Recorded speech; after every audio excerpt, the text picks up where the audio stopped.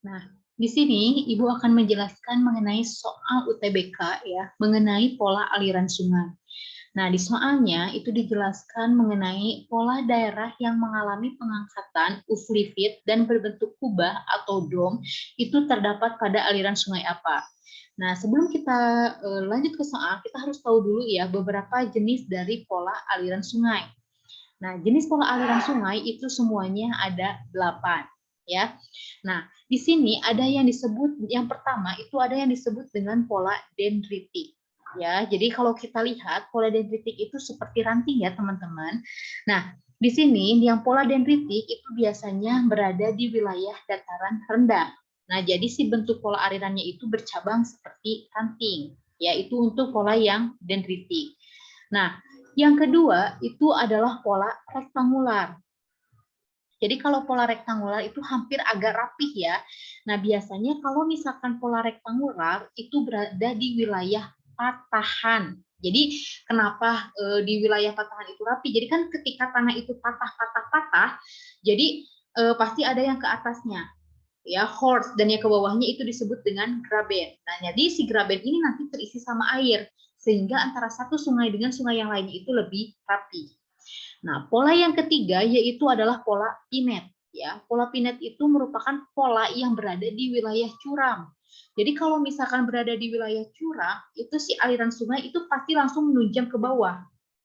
Nah, jadi si airnya itu lurus, nggak akan berbelok. Nah, jadi kalau pola pinet itu berada di wilayah yang curam.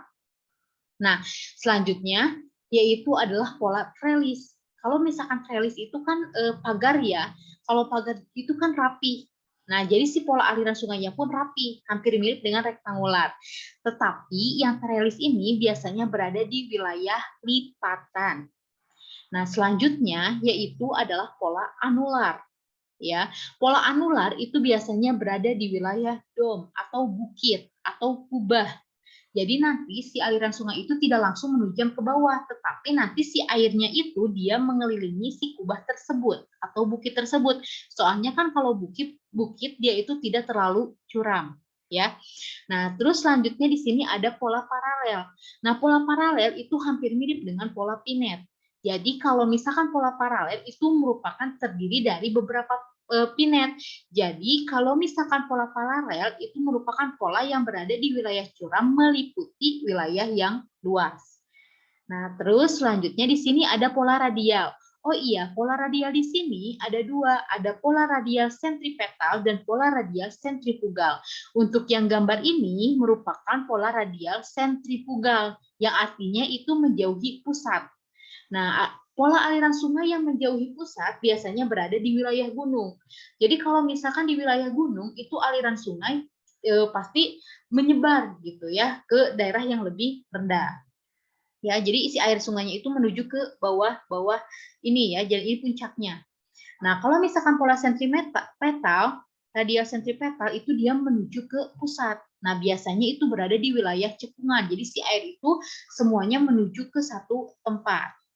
Nah, oke, sekarang kita lihat ke soal ya. Pola daerah yang mengalami pengangkatan dan berbentuk kubah atau dom terdapat pada aliran sungai apa?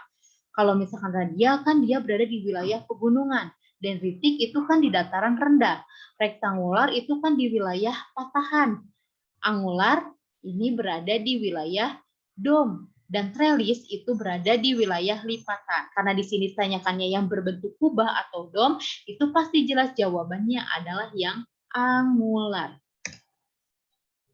Jadi jawabannya untuk soal nomor 13 yaitu adalah angular. Nah, mungkin untuk pertemuan hari ini kita cukupkan. Terima kasih atas perhatiannya. Wabillahi taufiq wal hidayah. Wassalamualaikum warahmatullahi wabarakatuh.